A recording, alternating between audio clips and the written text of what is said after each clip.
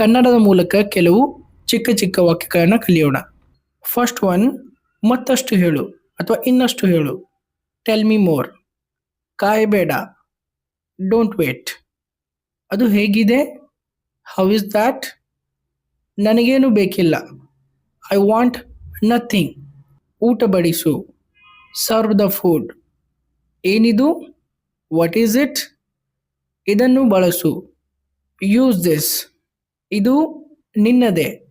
It is yours ಅಥವಾ it's yours.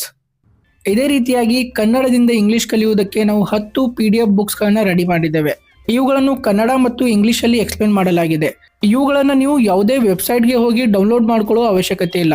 Simple ಆಗಿ ಈ ಒಂದು ನಂಬರ್ಗೆ ವಾಟ್ಸಾಪ್ನಲ್ಲಿ ಮೆಸೇಜ್ ಅಥವಾ ಕಾಲ್ ಮಾಡಿ. Thank you.